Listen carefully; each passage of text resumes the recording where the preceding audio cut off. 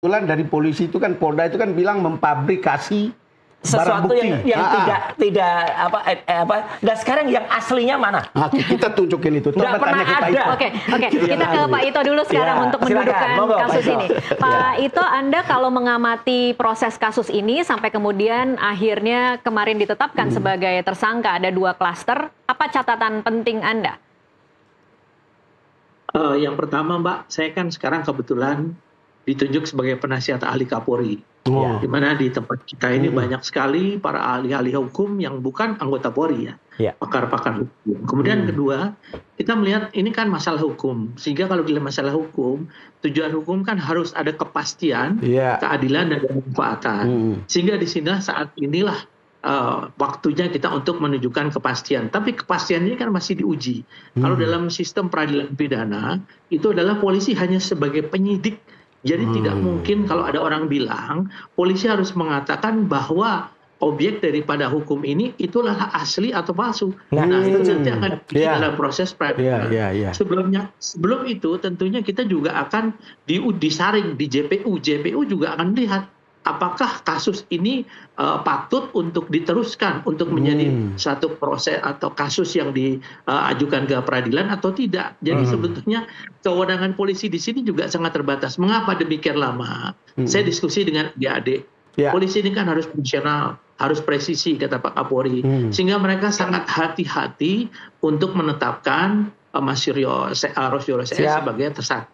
Jadi mereka dulu mengumpulkan sekian banyak sehingga polisi menganggap bahwa sudah ditemukan 2 alat bukti yang cukup kuat, yang sah ya. Kemudian, tapi ini kan masih diuji lagi nanti. Kita sudah meningkatkan dari penyelidikan ke penyidikan, mengirimkan surat pemberitahuan dimulainya penyidikan kepada penuntut umum. Kalau penuntut umum mengatakan bahwa bukti yang disampaikan oleh Polri ini belum cukup, tentu penuntut umum tidak akan mau menerima berkas ini, tidak akan mungkin P21. Nah, kemudian kita kaitkan dengan masalah dugaannya atau sangkaannya. Tentunya di sini kan tadi ditanyakan oleh Mbak Tasya dan Bang Don di mana sih kita melihat bagaimana untuk bisa menentukan bahwa batas-batas untuk menyampaikan satu pendapat di muka umum itu kan semuanya di negara hukum sudah ada aturannya. Nanti diuji di pengadilan. Kalau di pengadilan bisa mengatakan kalau ini menjadi proses menjadi kasus, pengadilan mengatakan bahwa ternyata Mas Roy Suryo semuanya benar. Nah, ini bolehlah kita bilang dikriminalisasi. Tapi kalau mulai dari awalnya kita di proses penyidikan namanya membuat terang satu perkara dikatakan kriminalisasi belum tepat karena kan belum ada kekuatan hukum yang tetap. Nah, jadi itu yang mungkin menurut saya pasal-pasal yang disampaikan kan tadi pagi juga saya dengar dari Pak Prof Hipnu bahwa memang ada 2 namanya unsur objektif dan unsur subjektif untuk menahan seorang. Tidak perlu harus dapat ditahan. Hanya kalau unsur objektif mungkin kalau di pasal undang-undang ITE-nya bisa masuk karena di atas 5 tahun. Tapi unsur subjektif ada 3 yang mungkin Prof Ibnu kemarin agak kelewatan. Pertama adalah dikhawatirkan melarikan diri. Saya nggak yakin lah Mas Suryo melarikan diri dengan teman-teman. Yang kedua adalah bagaimana dia menghilangkan alat bukti. Alat buktinya kan sudah di kepolisian. Yang ketiga ini yang mengulangi perbuatannya.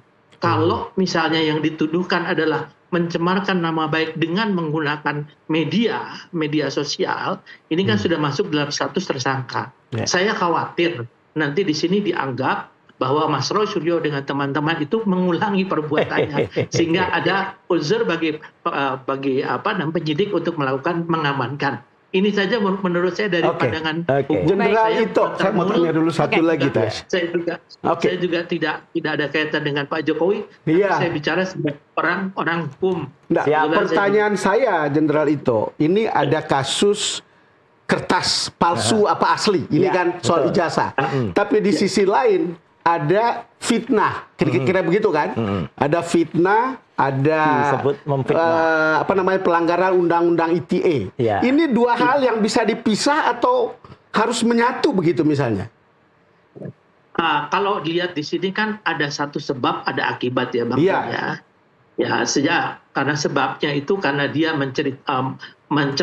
dianggap mencemarkan nama baik dan memfitnah melalui media sosial.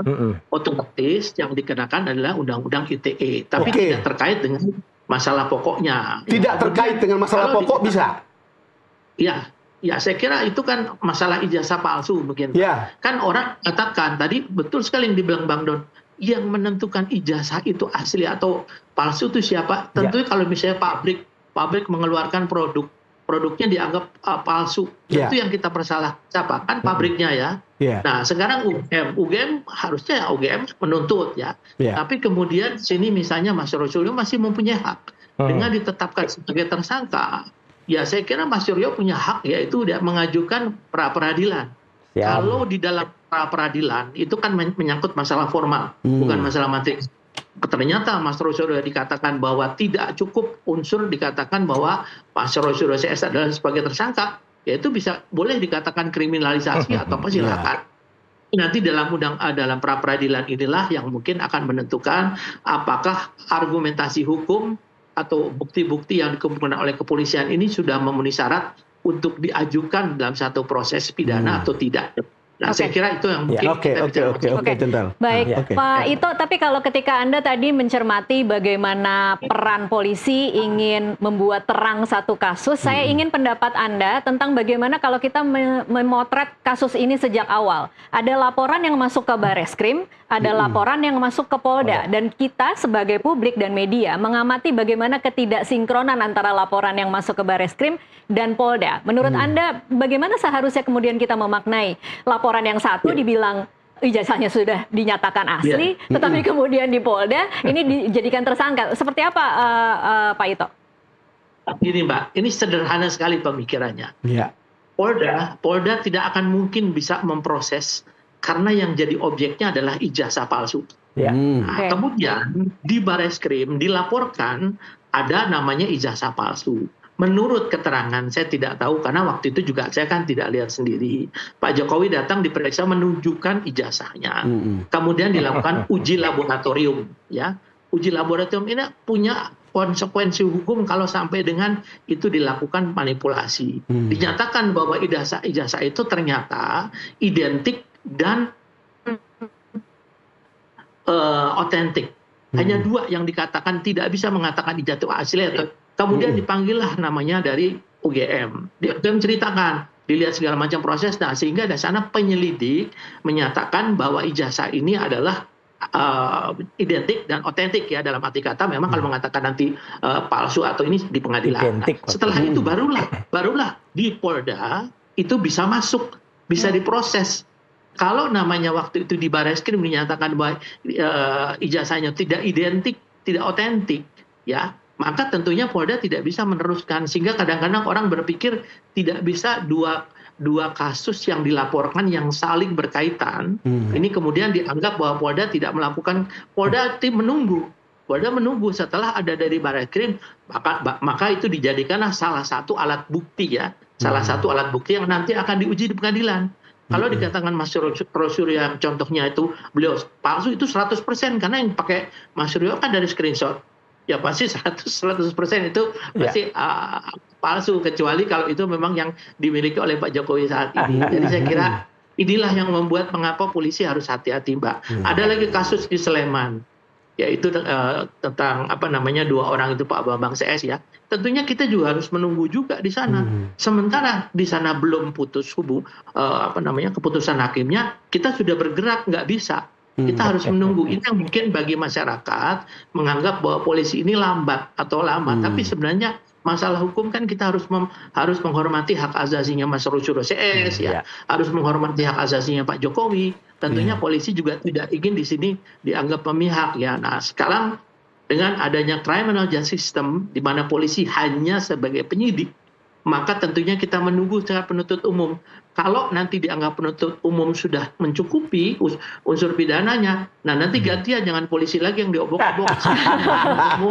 Diobok-obok kayak gantian nanti. Setelah itu kalau sampai ke pengadilan, ayo kita uji di pengadilan. Mana yang benar, mana yang salah. Saya kira itu sederhana. Saya mau tanya Mas Roy satu kali lagi. Satu sebelum kita break. Ini yang Anda bawa ini menurut saya ini itu juga saja dari beberapa waktu ini gitu. Enggak juga. Ada yang baru? Ada.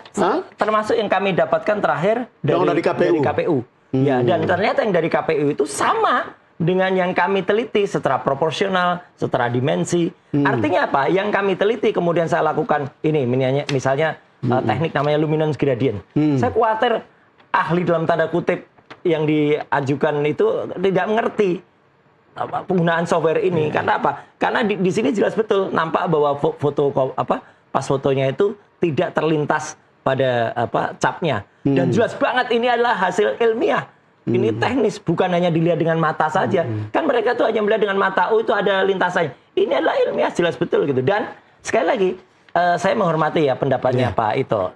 Sekaligus saya juga menghormati pendapatnya Pak Susno Duaji kemarin. Yang mengatakan, ini harus dibuktikan dulu. Iya, gitu betul. Iya, masalahnya ini belum dibuktikan pada level sampai ke tingkat pengadilan yang itu sudah berkekuatan tetap. Kalau hanya tadi, makanya terima kasih Pak Ito sudah menyampaikan, polisi tidak bisa sebagai pengadil yang kemudian memastikan benar itu. Jadi makanya nanti kalau ada misalnya proses P19, P21, bolak-balik kayak waktu Jokowi dengan Pak Kasbujo yang palsu itu juga ternyata Pak Kasbujo bukan siapa-siapa itu. Nah, ini yang harus diuji juga gitu. Artinya jangan sembarangan kemudian malah memastikan atau menuntut kami dengan pasal 32 dan 13 ITE. Sekali lagi saya tahu persis guna pasal itu. Harus yang kena adalah Dian Sandi Utama. Dan Dian Sandi Utama sudah disapor kalau Profesor Yusuf Hanuk sebagai dia mengupload, jelas dia mengupload tanpa izin saja sudah salah. Dikasih izin saja salah. Ya, karena dia mengupload dan apalagi nih yang diupload Bang Don. Ini miring. Saya udah tahu itu Mas. Ini miring. Jadi artinya tidak sesuai aslinya. Dialah yang mengedit ini. Ini saya sama sekali menonton sinetron. Iya. Jadi yang satu bilang A, B, drama ini. Jadi Mas Yuryo, tapi kesimpulannya menurut Anda pasalnya salah ya? Pasal itu tidak tepat digunakan dan menurut kuasa hukum kami ada kekhawatiran bahwa pasal itu diselundupkan hanya semata-mata untuk kemudian melakukan penahanan. Sekali lagi, kalau 310, 311, kami rela dituduh itu. Ya, karena itu perasaan kan, itu perasaan Pak Jokowi. Tapi kalau kemudian kami dituduh menyebarkan itu satu yang 27. Kebetulan Mbak Tasya dan juga Bang Don dan juga Pak Ito mungkin dan seluruh pemirsa Nusantara TV, yang menarik adalah kalau saya tidak pernah menyebarkan. Saya itu tidak punya akun, nggak punya akun X, nggak punya akun Facebook, nggak punya YouTube. Kenapa kalau tadi, ada, saya hanya diundang kan di YouTube. Kenapa saya tadi tanya ke Pak Ito bahwa bisa dipisahkan antara urusan ijazah palsu dan fitnahnya. Betul, silakan. Kira-kira begitu. Kan kita tahu bahwa Anda kemana-mana bilang Jokowi itu bohong. Iya. Skripsinya juga bohong. Oh, kalau skripsi saya pegang langsung. Entah, ya maksud saya, kan ini kan hal-hal atribut bohong itu kan fitnah. 99,9% bohong.